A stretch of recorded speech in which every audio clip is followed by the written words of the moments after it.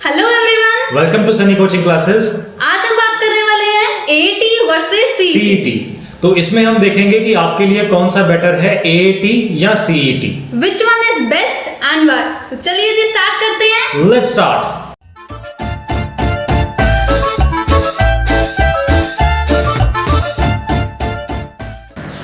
तो चलिए जी बात करते हैं एटी की, एग्रीकल्चर एप्टीट्यूड टेस्ट। अगर आप 10th में हैं या 10th कर चुके हैं और आप बीएससी ऑनर्स एग्रीकल्चर 2+4 इयर्स का कोर्स करना चाहते हैं from Punjab agricultural university Ludhiana, that is PAU, तो आपने जो एंट्रेंस टेस्ट देना है उसका नाम है AT, that is agriculture aptitude test. और इस टेस्ट में आपका 2+4 लिखा गया है। इसका मतलब है कि आपको पहले गुरदासपुर या बठिंडा में इंस्टीट्यूट ऑफ एग्रीकल्चर में आपकी पहले 2 इयर्स जो हैं वो लगवाए जाएंगे। उसके बाद आपको PAU में शिफ्ट किया जाएगा, जहां पर आप 4 इयर्स का अपना रिमेनिंग कोर्स जो है वो कंप्लीट करेंगे। CET is common entrance test conducted by Punjab agricultural university Ludhiana. तो अगर आप आफ्टर 12th किसी भी अंडर ग्रेजुएट कोर्स में एडमिशन लेना चाहते हैं तो आपको ये एंट्रेंस देना पड़ेगा, which is common entrance test. अगर आप किसी भी अंडर ग्रेजुएट कोर्स में एडमिशन लेना चाहें, लाइक BSc ऑनर्स एग्रीकल्चर हो सकता है, हॉर्टिकल्चर हो सकता है, फूड टेक्नोलॉजी है, बायोटेक्नोलॉजी है, 5 ईयर के इंटीग्रेटेड कोर्स है, कम्युनिटी साइंस है।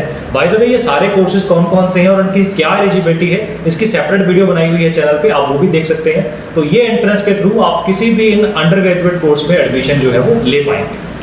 अभी बात करते हैं एलिजिबिलिटी की। तो अगर आपने एग्रीकल्चर एप्टीट्यूड टेस्ट देना है तो आप एलिजिबल तभी होंगे अगर आपके 10th में एटलीस्ट 65% मार्क्स होंगे। एटलीस्ट मतलब 65% मार्क्स आपके कम से कम होने चाहिए इन एग्रीगेट।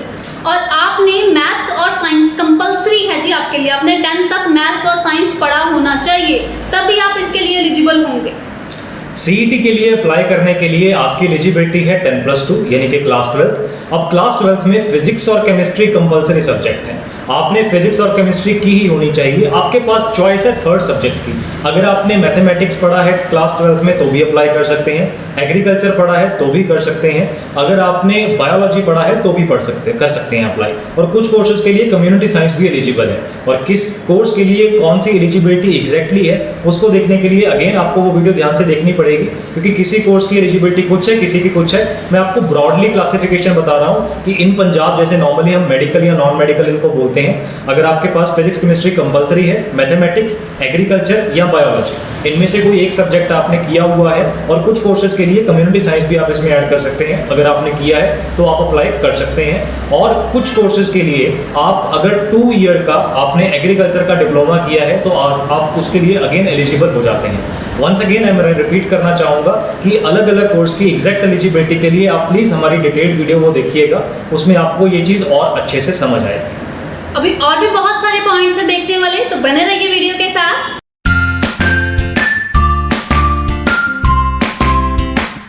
अब हम बात करते हैं सीट्स की। तो जो एटी है उसके बाद जो आप कोर्स करना चाहते हो BSc ऑनर्स एग्रीकल्चर 2+4 इयर्स का, उसमें हम जैसे मैंने कहा गुरदासपुर एंड बठिंडा 2 हैं, तो उसकी 60 एंड 60 सीट्स हैं आपके पास। अब देखिए, क्योंकि AAT और CET दोनों एग्रीकल्चर के लिए जो most of the students apply करते हैं वो एग्रीकल्चर BSc ऑनर्स एग्रीकल्चर में एडमिशन लेने के लिए करते हैं। तो अगर आप कंपैरिजन AAT CET का तभी वैलिड है अगर मैं BSc ऑनर्स एग्रीकल्चर को ही कंपेयर करूं, क्योंकि उधर अगर आप BSc ऑनर्स एग्रीकल्चर कर रहे हैं, इधर मैं फूड टेक के साथ कंपेयर करूंगा तो कंपैरिजन इज नॉट वैलिड। तो इसके लिए मैं भी BSc ऑनर्स एग्रीकल्चर के ही पॉइंट्स अब आगे से लूंगा। जैसा मैडम ने बताया कि BSc ऑनर्स एग्रीकल्चर के लिए AAT के अंडर जो सीट्स हैं वो 60+60 हैं। सिमिलरली अगर आप CET के अंडर BSc ऑनर्स एग्रीकल्चर करना चाहते हैं तो टोटल सीट्स हैं 80+14। जो 80 सीट्स हैं 8080 ये आपकी CET के अंडर आएंगी। मतलब अगर आपने कॉमन एंट्रेंस टेस्ट दिया है तो आप ये 80 सीट्स के लिए एलिजिबल हो जाते हैं। और ICAR के अंडर वो 14 सीट्स हैं, वो 14 सीट्स नॉमिनेटेड बाय ICAR हैं। मतलब अगर आपने ICAR का UG एंट्रेंस दिया है तो आप उन 14 सीट्स के लिए एलिजिबल हो सकते हैं। वैसे इनमें स्टेट और नेशनल लेवल का कोटा भी रहता है, तो वो भी आप अगेन एलिजिबिलिटी में डिटेल में देख सकेंगे। तो फिलहाल कंपैरिजन ये है कि AAT में आपके पास टोटल 120 सीट्स बन जाती हैं और CET में हमारे पास 80+14 यानी कि 94 सीट्स बन जाती हैं। तो ये पॉइंट में AAT हमारी आगे निकल रही है क्योंकि वहाँ पर सीट्स ज़्यादा हैं और CET में जो सीट्स हैं वो थोड़ी रिलेटिवली कम है फॉर BSc ऑनर्स एग्रीकल्चर। एक और प्लस पॉइंट बताऊंगा आपको एआईटी का, वो ये है कि आपने जब 12th कर ली उसके बाद आपको कोई भी एंट्रेंस टेस्ट नहीं देना पड़ेगा, क्योंकि आप तो एंट्रेंस टेस्ट दे चुके हो 10th वाला। 12th जैसे आपने की गुरदासपुर या बठिंडा से आपको डायरेक्टली शिफ्ट कर दिया जाएगा पीआईयू में, तो आपको 12th बेस कोई भी एंट्रेंस टेस्ट नहीं देना पड़ेगा। ये बात बिल्कुल ठीक है मैडम की कि आपको 10th के बाद एक एंट्रेंस देके आप डायरेक्टली आप फुल मतलब आप ग्रेजुएशन तक आपको दोबारा से एंट्रेंस देने की रिक्वायरमेंट नहीं है। आपका जो 6 साल का प्रोग्राम है वो एज इट इज़ कंटिन्यूड रहेगा, बाद में एंट्रेंस देने की रिक्वायरमेंट नहीं है। अंडर सीईटी आपको आफ्टर 10th एग्जाम नहीं देना, आपको आफ्टर 12 देना है। मतलब एंट्रेंस तो देना ही पड़ेगा ना, चाहे आपने आफ्टर 10th दिया है, अगर आपने आफ्टर 10th नहीं दिया तो अब आप आफ्टर 12th दे देंगे। अब difference lie between the syllabus, जो हमारा नेक्स्ट पॉइंट है। ये पॉइंट इक्वल स्कोर हम कंसीडर कर सकते हैं, बिकॉज एंट्रेंस तो दोनों को ही आपको देना पड़ेगा। उसमें आपने आफ्टर 10th दे दिया और उसमें आपने आफ्टर 12 दे दिया, तो ये दोनों को इक्वल पॉइंट है, यहाँ पर कोई भी आगे नहीं निकल रहा है। तो एआईटी का एग्ज़ाम हम कह सकते हैं कि थोड़ा इजी है, क्योंकि वो 10th बेस्ड है। देखो जैसे जैसे स्टैंडर्ड बढ़ेगा वैसे वैसे कम्प्लेक्सिटी भी तो बढ़ेगी ना, वैसे वैसे वो मुश्किल भी होता ही जाएगा। तो अगर हम एआईटी की बात कर रहे हैं वो तो आफ्टर 10th है, और 10th का सिलेबस 12th के कंपैरेटिवली तो ईजी ही रहेगा। तो अगर आप 10th में हैं और या आप 10th कर रहे हैं या आपने 10th कर ली है, तो फिर एआईटी आपके लिए बेस्ट अपॉर्चुनिटी है। ये बात तो ठीक है। अब 12th के बाद जो आपको एंट्रेंस देना पड़ेगा, ठीक है, उसमें +1-2 का सिलेबस आएगा, उनके ऊपर बेस्ड आएगा, ये बात भी ठीक है। अब उसमें सब्जेक्ट सिर्फ 3 आएंगे, फिजिक्स केमिस्ट्री तो आएगा ही आएगा। आपके पास थर्ड, या तो आप एग्रीकल्चर अगर आपने की है क्लास 12th में तो आप एग्रीकल्चर के लिए ऑप्ट करेंगे, अगर आपने बायोलॉजी की है तो बायोलॉजी के लिए करेंगे, मैथ्स की है तो मैथ्स के लिए करेंगे। मतलब सिर्फ 3 सब्जेक्ट आपको एग्जाम में आएंगे, और एआईटी में आपको 4 सब्जेक्ट आते हैं एग्जाम। इस पर क्या कहने चाहेंगे मैडम? और जो 4 सब्जेक्ट आपको आते हैं उनकी बात कर ही लेते हैं। वो आपको जनरल एग्रीकल्चर आ जाएगा, जनरल साइंस आ जाएगा, इंग्लिश आ जाएगा और मैथ्स आ जाएगा। पर ये चारों के चारों सब्जेक्ट्स हमने 10th तक तो किए ही होते हैं। इनफैक्ट हमने तो 10th में और भी कई सारे सब्जेक्ट्स किए होते हैं, लाइक एसएसटी हो गया या फिजिकल एजुकेशन हो गया, कंप्यूटर साइंस हो गया, वो तो हमने करना ही नहीं।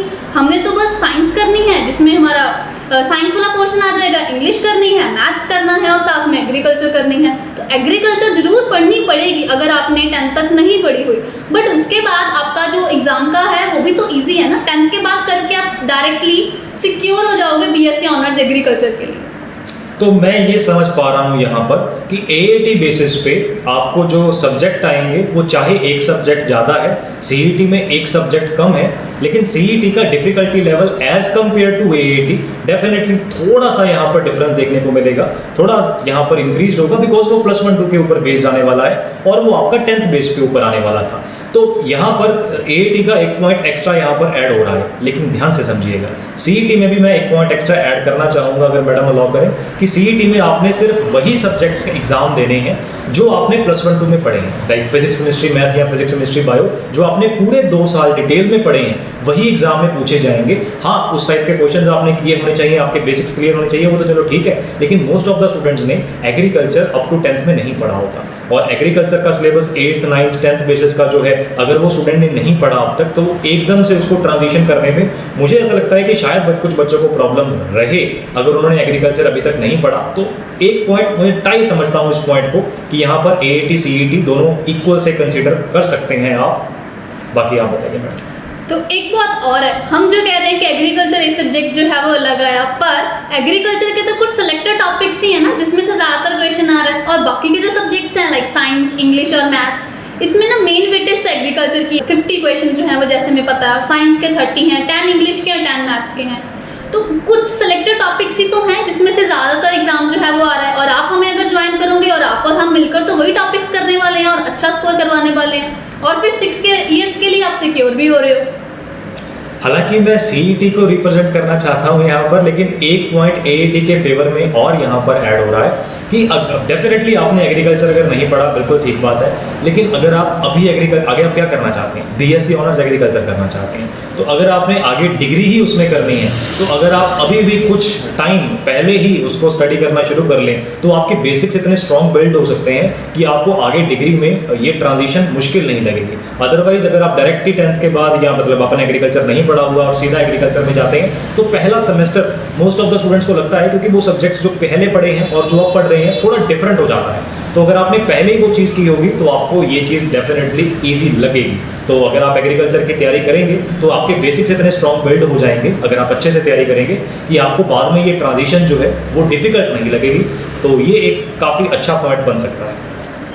जी, तो एक पॉइंट मैं और डिस्कस करना चाहूँगी कि सीईटी में जैसे सर ने बताया कि जो नॉन मेडिकल वाले हैं वो भी अप्लाई कर सकते हैं, मेडिकल वाले भी अप्लाई कर सकते हैं, क्योंकि आफ्टर 12th हमारे पास मेडिकल और नॉन मेडिकल जो है वो बन गए। तो देखो, ये जो कोर्स है फिलहाल, जैसे हम सिर्फ बीएससी ऑनर्स एग्रीकल्चर की बात कर रहे हैं, तो एग्रीकल्चर तो रिलेटेड टू बायोलॉजी है, या हम कह सकते हैं रिलेटेड टू बायो फील्ड है, मेडिकल फील्ड के साथ रिलेटेड है। तो क्या नॉन मेडिकल स्टूडेंट्स को आगे जाकर इसमें परेशानी आएगी ग्रेजुएशन में या नहीं आएगी? अब देखिए, अगर आप बीएससी ऑनर्स एग्रीकल्चर करेंगे तो डेफिनेटली अगर आप कहते हैं कि ये बायो रिलेटेड है, मैं बिल्कुल एग्री करूंगा। एग्रीकल्चर एक्चुअली में काफ़ी हद तक बॉटनी से रिलेट करती है, बिल्कुल ठीक बात है। अब लेकिन अगर आप वो भी करेंगे ना, उसमें भी आपको डिग्री में मैथ्स आएगा, आपको कुछ सेमेस्टर्स में मैथ वहाँ पर भी रहेगा।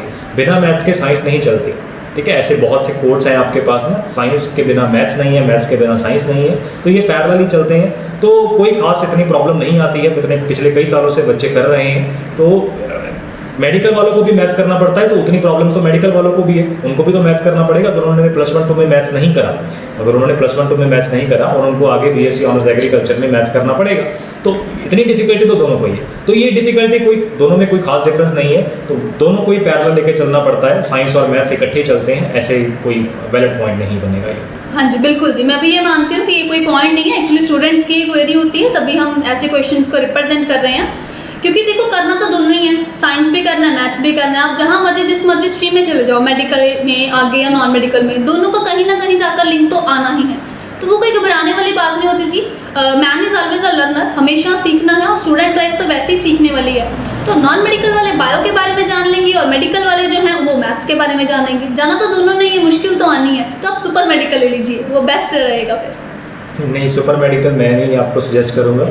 आप एक के ऊपर फोकस रहिए। अगर आपको बायोलॉजी में इंटरेस्ट है तो बायोलॉजी के साथ रहिए, अगर आप मैथ्स में इंटरेस्टेड है तो मैथ्स के साथ रहिए, क्योंकि आपका टाइम डिवाइड हो जाता है। अगर आप दोनों पे इक्वली फोकस करने की कोशिश करेंगे, आपके पास टाइम तो उतना ही है ना। अगर आप 3 सब्जेक्ट्स को ध्यान से पढ़ना चाहते हैं, फिर आप कहते हैं कि मैं 4 को पढ़ना चाहता हूँ, तो मुझे ये कंसेप्ट डेफिनेटली अच्छा नहीं लगता। मैं कभी भी इतना रिकमेंड नहीं करता कि आप सुपर मेडिकल में जाएं। या तो आप बायोलॉजी के साथ रहिए या आप मैथ्स के साथ रहिए, क्योंकि ऐसे स्टूडेंट दोनों में भटकते रहते हैं। उनको लगता है कभी ये ठीक लग रहा है, कभी ये ठीक लग रहा है, वो डिसाइड ही नहीं कर पाते। तो अगर आप आफ्टर 10th अभी सोच रहे हैं आपको क्या लेना है, तो मेरा सजेशन ये है, आप डिटेल एनालिसिस कीजिए। कोई एक दिन में, हफ्ते में ये डिसीजन नहीं लिया जाता। अच्छे से एनालिसिस कीजिए और खुद डिसाइड कीजिए कि आपको आफ्टर 12th क्या करना है। अगर वो मेडिकल रिलेटेड फील्ड में जाना है तो मेडिकल लीजिए, अगर आपको non medical related like engineering या किसी और कंसेप्ट में जाना है तो आप नॉन मेडिकल लीजिए। तो आप खुद एनालिसिस ये कर सकते हैं।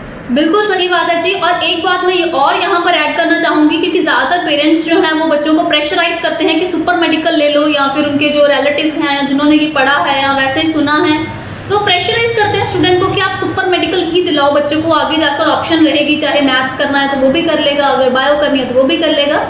बट ऐसा नहीं है जी, आप स्टूडेंट को प्रेशराइज ना कीजिए, जिसमें उसका मन है उसे वही करने दीजिए। एंड स्टूडेंट्स, आप भी किसी के भी प्रेशर में ना आए। चाहे आपको कोई बोल भी रहा है कि हाँ मैथ्स का स्कोप है, मैथ्स में ऐसा हो जाएगा, तो ऐसा नहीं है, दोनों का स्कोप इक्वल है। और मेडिकल वाले भी ऐसा ना करें कि उसका है या इसका है, दोनों का इक्वल स्कोप है, प्रेशराइज ना हो। ये चॉइस अगर आप कह रहे हैं कि आपको आफ्टर 12th मिलेगी कि आप मेडिकल में भी जा सकते हैं, नॉन मेडिकल में भी जा सकते हैं कोर्स में, अरे ये चॉइस आप अभी लीजिए ना। ये डिसीजन आप आफ्टर 12th क्यों लेना चाहते हैं कि मैं मेडिकल में जाना चाहता हूँ या नॉन मेडिकल में? 10th के बाद ही आपके पास चॉइस है। अगर आप मेडिकल फील्ड में जाना चाहते हैं मेडिकल ही लीजिए, नॉन मेडिकल फील्ड में जाना चाहते हैं नॉन मेडिकल लीजिए। By the way, BSc honours agriculture करने के लिए मेडिकल नॉन मेडिकल दोनों स्टूडेंट्स एलिजिबल होते हैं। तो मोटिव हमारा यहाँ पर कहने का ये है कि ये डिसीजन बहुत जल्दबाजी में मत लीजिए, किसी के कहने सुनने पर मत लीजिए, खुद का एनालिसिस कीजिए। एजुकेशन सबसे बेस्ट इन्वेस्टमेंट ऑप्शन होता है। इसके ऊपर भी एक वीडियो बनाई हुई है, अगर टाइम लगे तो वो भी आप देख सकते हैं, डिस्क्रिप्शन में हम लिंक दे देंगे। तो चलिए जी, हम हमारे टॉपिक पे वापस आते हैं। हम बात तो एटी और सीईटी की कर रहे थे, पर जहाँ पे टीचर और स्टूडेंट की इंटरेक्शन हो तो थोड़ा सा ऐसी चीज़ें तो रहती ही हैं कि ऐसा मत करिए वैसा मत करिए। तो चलिए जी, एक स्पेशल टिप दे दिए, वापस आते हैं एटी और सीईटी के कंपैरिजन में। जो एटी वाला है उसमें हमारा 2+4 ईयर्स का रहेगा, तो उसमें ये एक हम थोड़ा नेगेटिव भी पॉइंट नहीं ले सकते, मतलब एक अलग पॉइंट कंपैरिजन कर रहे हैं तो अच्छे बुरे, अच्छा बुरा भी नहीं है, वैसे एक नॉर्मल सा पॉइंट ले रहे हैं कि जो बच्चे ने ये गुरदासपुर या बठिंडा में करनी है, अगर वो किसी और सिटी का है तो फिर उसको अपनी +1 और +2 वाली स्टेज में भी अपनी फैमिली से दूर रहना पड़ेगा। तो ये थोड़ा सा पॉइंट जो है वो अलग है, बट इसका अपोजिशन पॉइंट भी मैं खुद ही रिप्रेजेंट कर रही हूँ। हॉस्टल लाइफ भी तो अच्छी होती है, हर एक चीज़ का एक्सपीरियंस करना चाहिए। क्या कहते हो सर? देखो, अगर आप लुधियाना से हैं फॉर एग्जांपल, मैं आप CET के पॉइंट ऑफ व्यू से बता रहा हूँ, अगर आप लुधियाना से हैं फिर तो चलो आप यूनिवर्सिटी अपने होम टाउन से ही कर रहे हैं अपनी ग्रेजुएशन। लेकिन अगर आप लुधियाना से बाहर किसी और सिटी से हैं तो भी आपको फिर यहाँ पर हॉस्टल, PG कुछ ना कुछ ऐसी फैसिलिटी में आना ही पड़ेगा। तो आफ्टर 12th भी आना ही पड़ेगा। तो अगर आप आफ्टर 10th भी आएंगे तो 2 साल का ही डिफरेंस है। और अगर आप हैं ही उस होम टाउन से जहाँ पर हमारे सेंटर हैं PAU के, जहाँ से वो करवाएंगे, फिर तो कोई खास प्रॉब्लम है ही नहीं, फिर तो ये कंपैरिजन ही नहीं है। लेकिन आप अगर अदर सिटी से हैं तो ये डिसीजन आपको लेना है कि आप आफ्टर 10th भी हॉस्टल जाने के लिए अभी रेडी हैं या आप आफ्टर 12th रेडी हैं। अगर आप आफ्टर 10th रेडी हैं तो AAT एक काफ़ी अच्छा ऑप्शन है, और अगर आप आफ्टर 12th रेडी हैं तो CET हमारे पास ऑप्शन है। तो दोनों ऑप्शन ही अपनी जगह बिल्कुल सही है। फाइनल डिसीजन ये आपके ऊपर ही रहेगा कि आप किस लेवल पे अपनी हॉस्टल लाइफ या जो PG है वहाँ पर स्टार्ट करना चाहते हैं। हाँ, एक और पॉइंट मैं आपको एक्सपीरियंस बेस्ड बताना चाहूँगी कि स्टूडेंट्स को कभी भी मुश्किल नहीं आई कि हाँ हम +1 में हॉस्टल ले रहे हैं या इसमें ले रहे हैं, वो कोई प्रॉब्लम वाली बात नहीं होती।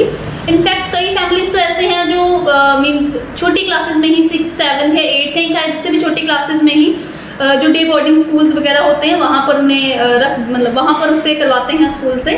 तो ये कभी भी इशू नहीं होता कि आपको 10th के बाद जाना है या 12th के बाद जाना है। आप कौन सा परमानेंटली शिफ्ट कर रहे हो, किसी दूसरे कंट्री में थोड़े ही ना जा रहे हो, साथ वाले सिटी या साथ वाले में ही तो हो, तो वो कोई इशू वाली बात नहीं होती थी। और इवन कुछ बच्चे हमारे साथ अभी तक कांटेक्ट में हैं, इंटरेक्शन होती रहती है, बात होती रहती है, तो बताते हैं कि वहाँ पर हॉस्टल फैसिलिटी भी काफ़ी ठीक है, अच्छी है, कोई प्रॉब्लम नहीं आती, बल्कि उनके कुछ नए फ्रेंड्स बनते हैं, कुछ नई चीज़ें सीखने को मिलती हैं। ऐसे कुछ ना कुछ लर्निंग पॉइंट हैं जो आप घर बैठ के नहीं सीख पाएंगे, हॉस्टल लाइफ में आपको सीखने को मिलेंगे। बस डिफरेंस ये है कि आप वो 10th के बाद सीखना चाहेंगे या 12th के बाद। बिल्कुल। अब नेक्स्ट मैं यहाँ पर एक पॉइंट हाईलाइट करना चाहता हूँ। जैसे स्टूडेंट ने 10th के बाद AAT की एग्जाम दिया, अपना 2+4 ईयर कोर्स में चला गया। अब वो 2 इयर्स के बाद अपनी 4 ईयर BSc ऑनर्स एग्रीकल्चर जो है वो कंटिन्यू करेगा एट PAU। और अगर वो आफ्टर 12th CET जो है वो एग्ज़ाम देता है तो उसके बाद आफ्टर 12th के बाद उसके पास ऑप्शन है, लाइक उसका CET में कुछ रैंक आया XY रैंक, उस रैंक के बेसिस पे वो वाइट फॉर्म के थ्रू अप्लाई करके जा सकता है। वो BSc ऑनर्स एग्रीकल्चर के लिए अप्लाई कर सकता है, हॉर्टिकल्चर के लिए कर सकता है, फूड टेक, बायोटेक, मतलब अलग अलग कोर्सेज के लिए, क्योंकि एक ही कॉमन एंट्रेंस है। तो उस टेस्ट के बेसिस पे जो भी उसका रैंक आया है उसके अकॉर्डिंगली वो किसी अलग अलग कोर्स में अप्लाई कर सकता है। तो जिस कोर्स में भी उसको सूटेबल रैंक के अकॉर्डिंगली एडमिशन मिलती है या जो उसके प्रोफाइल के अकॉर्डिंगली उसको अच्छा लगता है कोर्स, वो उसमें ऑप्ट कर सकता है। AAT में ये ऑप्शन आपके पास नहीं है, उसमें आपको 2+4 ईयर्स का BSc ऑनर्स एग्रीकल्चर में ही जाना पड़ेगा। आपका क्या विचार है मैडम? पर ज़्यादातर स्टूडेंट्स की चॉइस तो BSc ऑनर्स एग्रीकल्चर ही होती है, ये भी तो बात है। ज़्यादातर जो स्टूडेंट्स होते हैं उनकी चॉइस BSc ऑनर्स एग्रीकल्चर होती है। हाँ, वो बात अलग है कि अगर देखो आपने पहले से आपका डिफाइंड है कि हाँ आपने हॉर्टिकल्चर में ही प्रोसीड करना है या इंटीग्रेटेड में ही जाना है, या फिर आपने जो अलग अलग कोर्सेज हैं, मीन्स एग्रीकल्चर के अलावा जो बाकी के कोर्सेज हैं लाइक फूड टेक, बायोटेक, इनमें से किसी में जाना है तो डेफिनेटली CET में ही के ही थ्रू आप जा पाएंगे। बट अगर आपका है कि आपने एग्रीकल्चर में ही जाना है और आप अभी 10th में हैं और आप सोच रहे हैं एग्रीकल्चर के बारे में, मतलब यहीं पर जाना है, आपका पक्का है, तो फिर AAT बेस्ट है। क्या मैडम? चलो ठीक है, ये सारा कुछ सही है। अब मेरा एक क्वेश्चन है, क्योंकि बहुत से स्टूडेंट्स का ये क्वेश्चन रहता है कि 2+4 ईयर का प्रोग्राम है, मान लो 2 साल बाद ही बच्चा सोचता है कि नहीं, मैं तो पक्का श्योर हूँ कि मुझे अब BSc ऑनर्स एग्रीकल्चर में नहीं जाना, मुझे तो हॉर्टिकल्चर में जाना है, फूड टेक में जाना है, लाइन चेंज करनी है, किसी और लाइन में जाना चाहता हूँ। तो क्या स्टूडेंट के पास ये ऑप्शन है कि क्योंकि 2+4 ईयर का प्रोग्राम है, तो जो पहले 2 साल है वो आपको 10+2 की स्टडी रहेगी, उसके बाद 4 साल की BSc ऑनर्स एग्रीकल्चर रहेगी। तो क्या स्टूडेंट 12th के बाद वो अपना रिजल्ट लेके स्कूल से, जो आप जिस स्कूल से आप PAU के अंडर आप 12th करेंगे, तो क्या उसका सर्टिफिकेट लेके दोबारा से CET में अप्लाई करके फिर से किसी और कोर्स में जा सकता है? जी बिल्कुल जा सकता है। जैसे मैंने कहा कि 2+4 ईयर्स का है, तो 2 ईयर्स आपके गुरदासपुर या बठिंडा में जाएंगे इंस्टीट्यूट ऑफ एग्रीकल्चर में, तो फिर उसके बाद भी आपको सर्टिफिकेट जो है, जैसे मैंने बताया था 10+2 मेडिकल PSCB मोहाली के इक्विवेलेंट जो सर्टिफिकेट है ना, वही दिया जाएगा। तो आप चाहे 12th के बाद 12th मेडिकल आपकी हो जाएगी वहाँ से, तो गुरदासपुर या बठिंडा में आपकी 10+2 that is 12th medical stream में हो जाएगी। अगर आप उसके बाद प्रोसीड करना चाहते हैं तो भी आपकी मर्जी है। अगर आप लाइन चेंज करना चाहते हैं या ड्यू टू एनी रीज़न वहाँ से आप लीव करना चाहते हैं तो आप अपना 12th मेडिकल का सर्टिफिकेट लेके कहीं पर भी जा सकते हैं। और अगर आप एग्रीकल्चर नहीं जा रहे हो तो आपको 4 इयर्स का जो सर्टिफिकेट होएगा वो सेपरेटली दिया जाएगा। मीन्स दोनों के सर्टिफिकेट 10+2 का एंड 4 इयर्स एग्रीकल्चर का सेपरेटली सर्टिफिकेट्स इशू किए जाते हैं।